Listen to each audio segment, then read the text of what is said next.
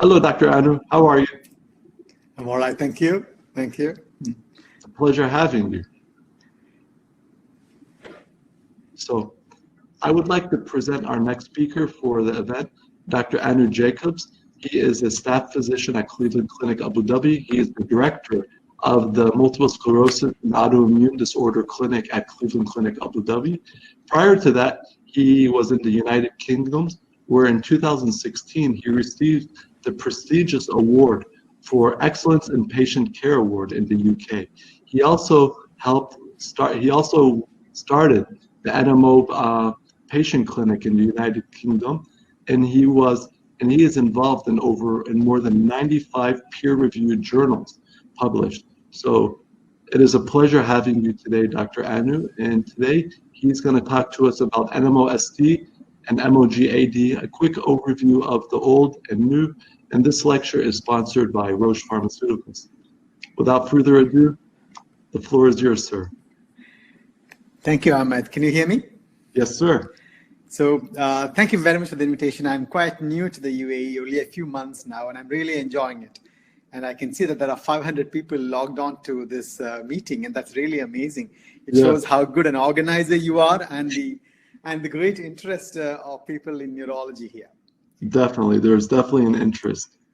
So what I have done is I have actually recorded my session and I've sent it to the organizers, and because I was worried about connection issues and so on. So I thought it best that we record it, and they have it, and they are going to play it, and I'll be just a passive observer till the end when I will join for any questions. Sounds perfect. Thank you. So we will start the presentation then right now. Thank you, Dr. Ahmed and Dr. Anu. If you can mute your audio and video, and we will start the presentation.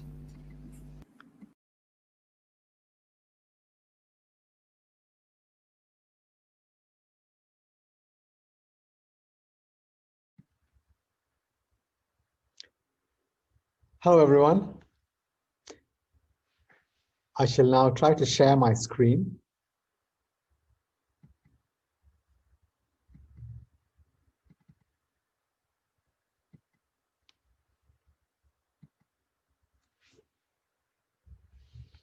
Thank you once again for having me. And it's my pleasure to talk to you for the next 30 minutes about this disease that's very close to my heart. Before coming to UAE a few months ago, I was in the UK at the Walton Center and was leading the UK NMO service.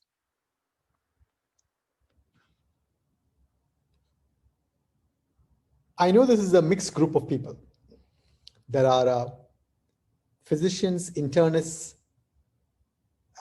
primary care doctors, and some neurologists. For primary care and ER, this might be a rare disease. But let me tell you why this is important for you. Let me try to get this pointer up so that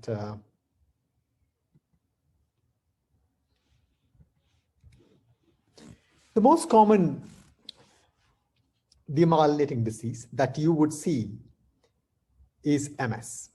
And this is the time course of someone, a young woman with relapsing MS, onset somewhere in the 20s and 30s.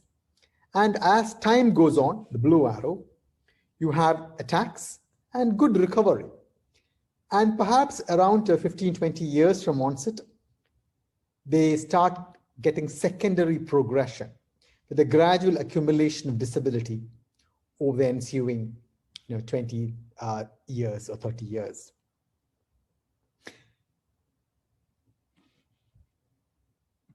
But with modern treatments, the number of relapses significantly come down. And progression is delayed. Whether ultimately it leads to prevention of disability and a normal, near normal life, we don't know that yet because these medications haven't been around that long. Perhaps the first earlier medications like interferons aren't that effective in that regard, though they also reduce relapses and the severity of relapses. Now, compare that to NMO. Onset can be at any age, but typically in 30s. You have a severe attack of optic neuritis and with incomplete recovery. And soon you have a transverse myelitis. It could be in any order. And the disability accumulates quite rapidly. And within a matter of years, this patient could be disabled and paralyzed, blind, and often dead. NMO is a serious illness. You will note that in the absence of relapses, the disability doesn't climb. There is no secondary progression. That means the time to act is here at the earliest. When they're present, we have to make an early diagnosis and start treatment. And if we achieve that, if we catch it early and treat it well, most patients will have a near normal life. And that is why this disease is important for everyone. And you would see these patients even before they come to neurology clinics.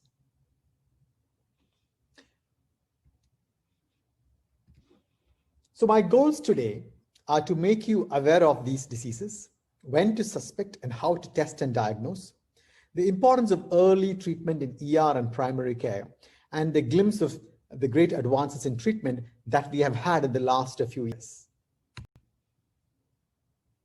Let me set the stage.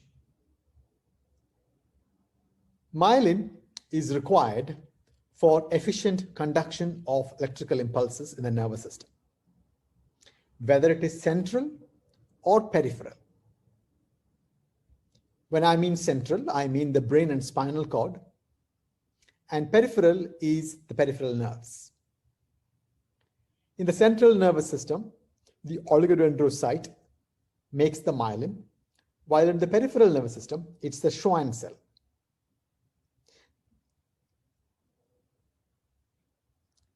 AQP4 NMOSD and Morgue NMOSD, or Mogad, don't affect the peripheral nervous system.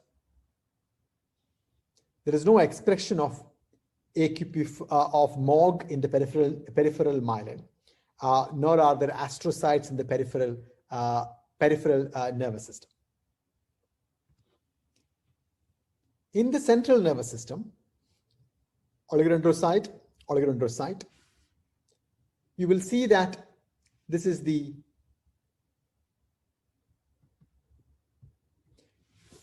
myelin, the axon with the myelin, and there are proteins on the surface called Morgue. And in the astrocyte, these are foot processes that end on blood vessels. These foot processes are like leaves sitting on the vessel. And here they express a protein on the membranes of the cell membranes, the plasma membranes, a protein called aquaporin 4. Now, aquaporin 4 is nothing but a water channel. Aquaporin, it's a pore that transports water. There are about 20 kinds of aquaporins, and it's 4 that we are interested in. Now, it is also easy now to talk about these illnesses. But in the beginning, it was very confusing. In the beginning, everything was MS. Even when Devick described NMO as a separate disease, a severe form of relapsing inflammatory disease of the central nervous system, his idea didn't last very long, because there was nothing to distinguish between NMO and MS. But in 1999, Professor Weinshankar and his colleague, Dr. Wengachuk, they put together about 100 cases and clinically separated them out with the distinct features from MS. Fortunately for Dr. Weinshankar, Dr. Lennon described an antibody against aquaporin 4 in the blood of patients who had this unusual severe relapsing optic neuritis and myelitis. And NMO came to stay. I consider it my good fortune to have trained with both of them for a short time in the Mayo Clinic. That is Professor Weinshankar, and that's his wife. That is Professor Lennon. This is my good friend Marcello, and that very young, naive me. What about Morgue antibodies? Morgue antibodies were initially thought to be a marker for MS. But again, the test was found to be very non-specific, the tests available at that time. And soon we realized that Morgue antibodies are a marker of non-MS disease, particularly ADEM, acute disseminated encephalomyelitis. That is Kevin O'Connor from Yale. And then we realized that some patients with NMO who did not have the NMO antibody, only 70% have it, but had the clinical phenotype of NMO of optic neuritis and myelitis, they had the Morgue antibodies too. And now we have optic neuritis and myelitis as a phenotype for both aquaporin 4 disease and Morgue disease. So what do these antibodies do? Take a structure, the optic nerve, which has got plenty of myelin and astrocytes. Blood vessel, astrocyte, and myelin. The antibody that's normal, the antibody produced by the B cells, which measure into plasma cells, circulate in the system, enter into cross the blood-brain barrier, and then targets the oligodendrocyte and the myelin, destroying it, causing demyelination. In AQP4 NMOSD, the target is the astrocyte, but the intensity of inflammation is much severe, and it is mediated by complement. Complement amplifies inflammation. The destruction is so severe that disability can be permanent from the very first attack. That is why AQP4 NMOSD is more severe than Morgue-associated demyelination. It follows that wherever there is high density of AQP4, you will have more damage there.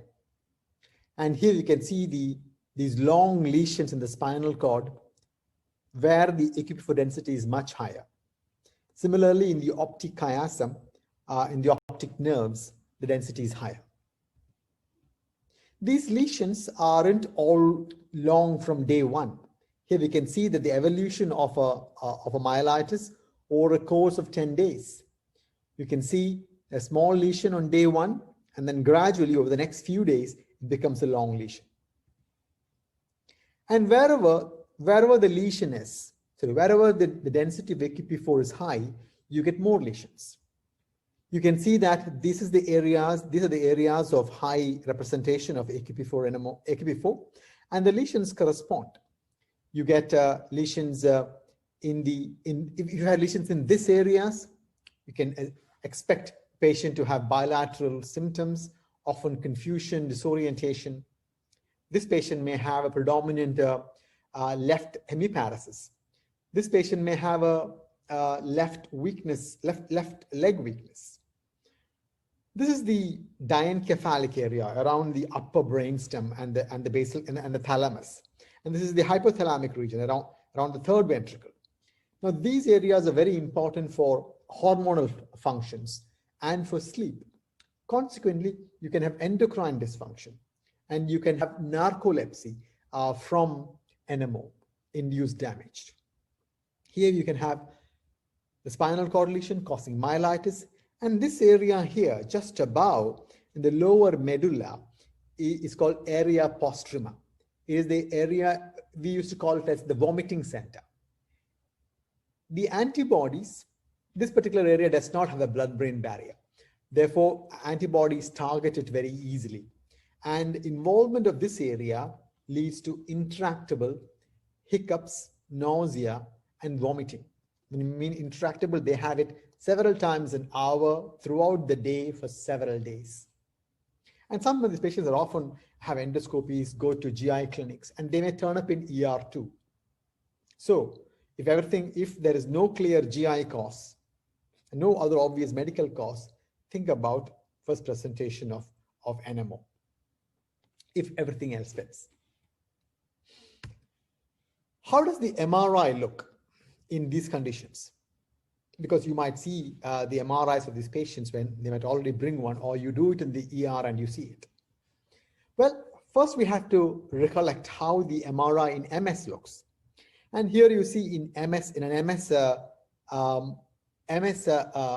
brain, periventricular lesions, Dawson's fingers, if you remember, Dawson's fingers, U fibers involvement along the sulci, those lesions.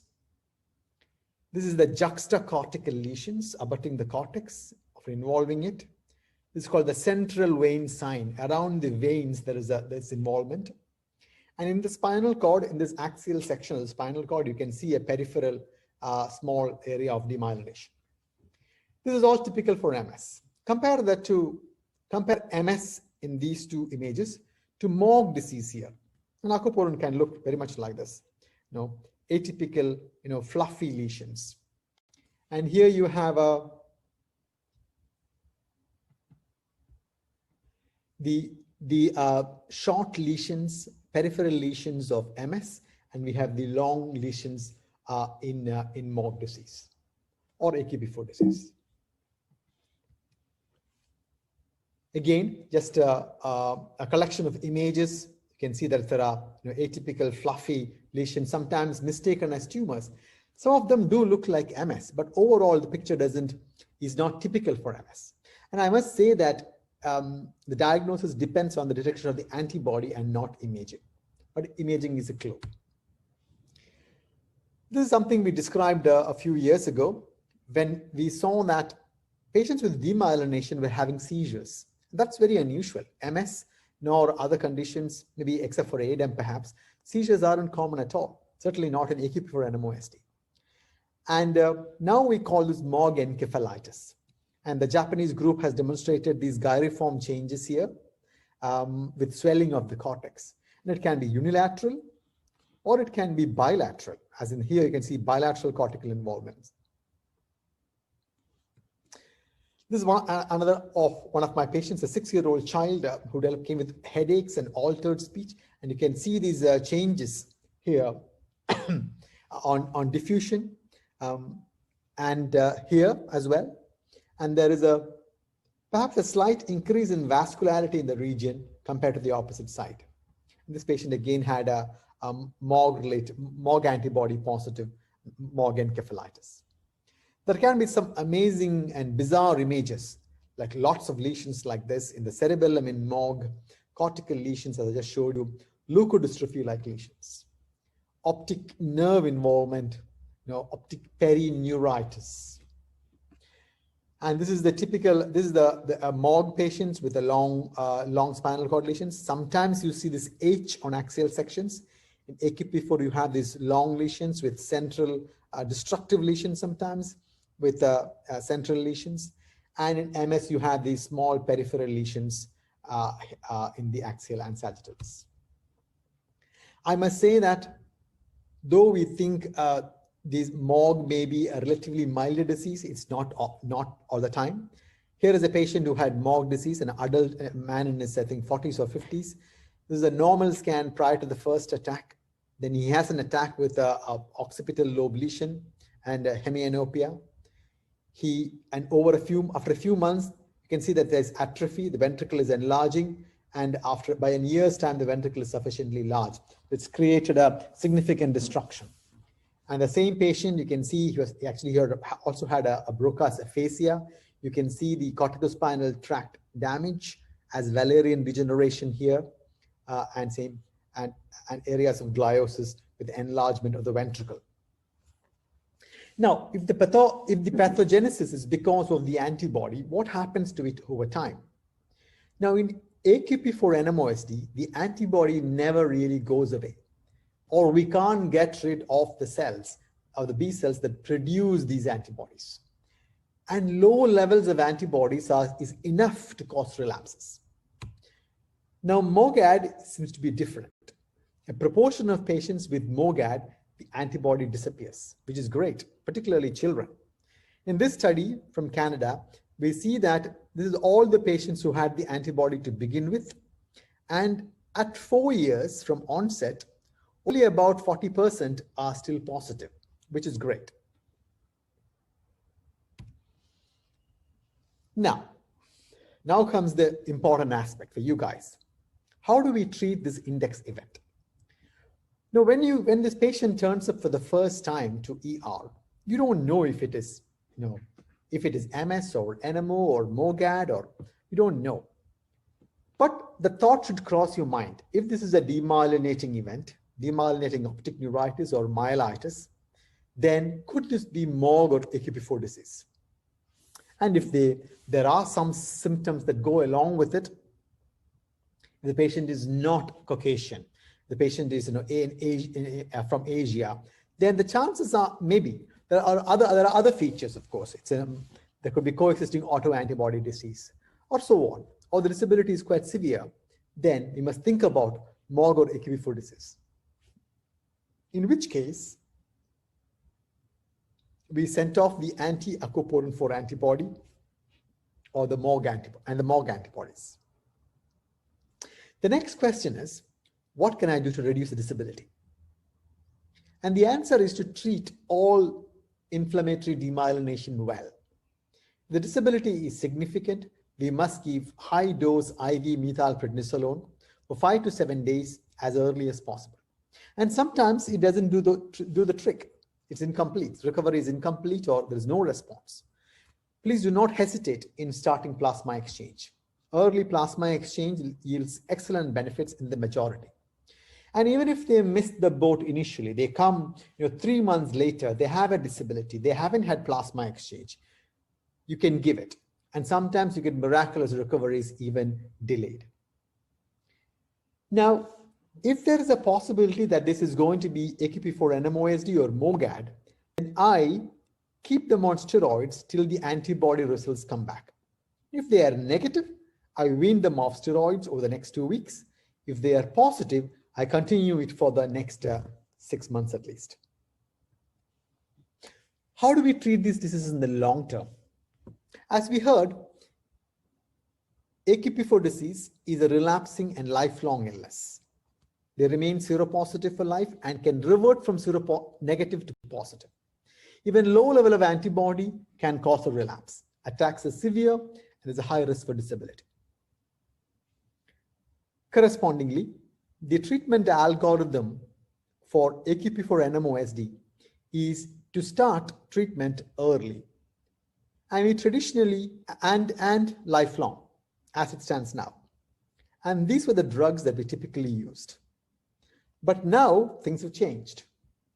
Now we have 3 new drugs: eculizumab, citralizumab, and inebilizumab. They all have gone through randomized controlled trials, and all the drugs are efficient. How do these act?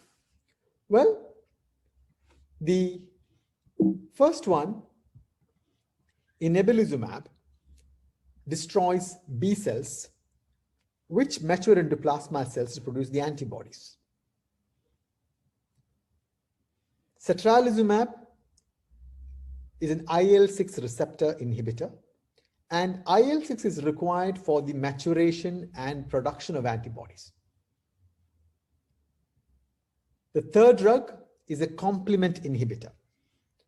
I told you that complement, so the antibody released by the B cells, they come to the astrocyte, they bind to the target, then complement is activated and it causes destruction. Eculizumab blocks the complement. If you compare these drugs, eculizumab is 2 weekly IV, satralizumab is subcutaneous once a month, which is a great advantage.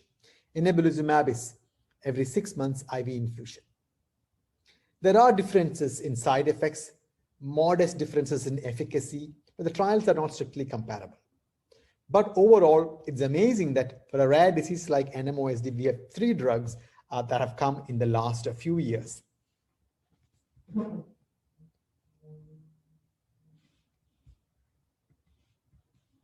What about Mogad? Now, the rules that we used for AQP4 NMOSD don't really apply to Mogad yet. Mogad is a relatively new disease. We have been working on it really for the last 5 years or so. We know that Mogad can be monophasic and it can remit. It can turn seronegative, sometimes permanently. And low level of antibodies may not cause disease.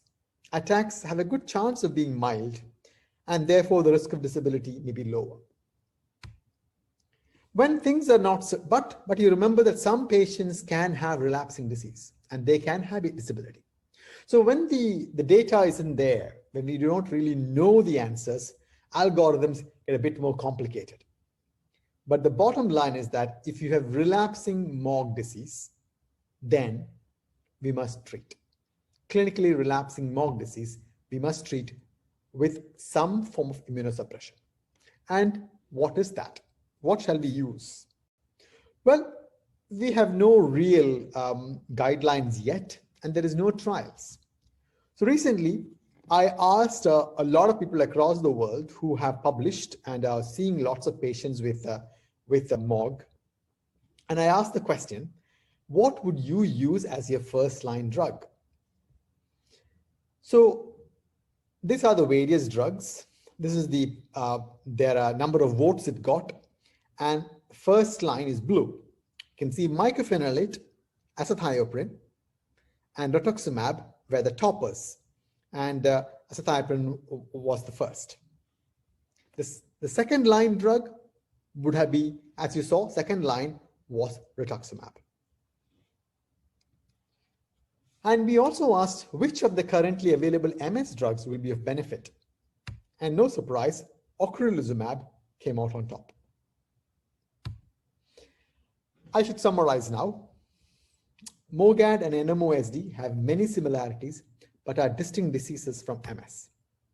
You suspect them in cases that look like ADEM, that look with optic neuritis and myelitis, but is not quite MS, or when it is I did not mention this, but it's more common in Asians and Africa and people of African heritage. The scans look demyelinating, but it's not typical for MS. When this atypical autoimmune encephalitis-like presentation. If the scans and clinical features are typical for MS, one need not test. It is difficult to distinguish on imaging, and the diagnosis relies on antibody testing. So we have to treat all the index events well while you wait for the antibodies to return. And while recovery is good, residual disability does occur in both conditions, certainly more in AQP4 NMOSD. Almost all AQP4 NMOSD and more than 50% Morgue disease relapse. And most patients with AQP4 NMOSD need long-term treatment, and we have 3 new drugs. Lastly, accurate diagnosis at first presentation and effective treatment should give a normal life expectancy for the majority of patients. And that is where you guys play a very important role. Thank you. And I have to acknowledge my wonderful team, my new family at CCAD, and my previous home in the UK, both the National NMO Service team members and my own hospital in Liverpool. I'm happy to take some questions.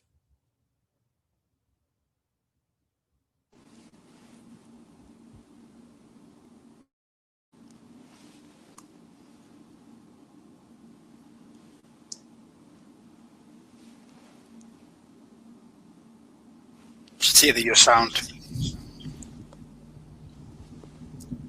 Can hear you now, Ahmed. Dr. Shitili, we cannot hear you. There we go. Now you can hear me? Yes, I can hear you. There we go. Some technical glitch on my side. First of all, thank you very much for the very interesting lecture, highly educational. And in regards to, before we proceed to questions, we just need to go over the disclaimer slide, please. Here are your disclaimers. Do you agree with these? I do agree with this, and I apologize for not putting it in my slides. No worries, just for seeing it. Thank you. So we do have some questions, actually. The first one is from Ashik. Can we use vaccines normally in these patients? Yes, it's a loaded question. So vaccines are required in these patients because any chronic illness predisposes to let's say flu, for example. So it's good to take vaccines. Now, because the risk is that can these vaccines precipitate a relapse? There is a remote risk, but overall the benefit in taking the vaccine is higher. So yes. Because majority of these patients are on some form of immunosuppression, you cannot use live vaccines, but you can use inactivated vaccines. And in the current scenario, it's a COVID vaccine time. Yes. And I don't know the answer yet. Theoretically, if there's inactivated vaccine, the risks should be similar to taking the flu vaccine. But because it's a totally new field, one wonders if it is ready yet. And I don't have a firm opinion on the COVID vaccine yet. But all the other vaccines, inactivated vaccines, patients should take. Particularly if they're planning to go on to drugs like rituximab, which reduce the body's ability to create protective antibodies, they should ideally go take the vaccine before they start such immune depleting drugs. Do you agree, Ahmed? 100%, I do agree. You know, until we have more information with COVID, what type of vaccine, I would probably definitely live and attenuating. I tell my patients avoid. With the vaccine, with COVID, we don't know yet if it's going to be live, attenuated, or even dead. So I think we're going to have to wait for those results and those trials to come out. I do agree. Next question. Now, NMO was always considered, prior to NMO coming as a separate disorder, it was always kind of thought of as a more aggressive form of MS, where the disability accumulates quickly, death comes early due to respiratory failure. Have treatments changed that? Do people with NMO live a relatively normal life, or do they still have an increased mortality? Treatment. That's a wonderful question, and I think I'm perfectly placed to answer it because of the UK service. So I began working on NMO in 2003 in the UK and till 2020, so that's 17 years. And firstly, then once you get a correct diagnosis and put them on treatment, while the disability they may have accrued till then remain, they continue to do very well over the years. And one big shift was that initially in clinics, we used to see patients who were quite disabled, but nowadays we see people who are very minimally affected coming early on, and then they remain well. And we know from the UK data, at least, that the long-term outcomes have significantly improved because of treatment. So answering your question, yes, it has made a big change. That is excellent.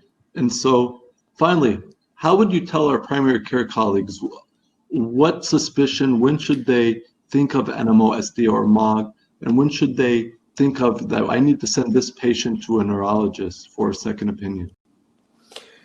Well, I think the thought has to cross, because it's a relatively rare disease, the thought has to cross every time somebody comes with a myelitis and optic neuritis.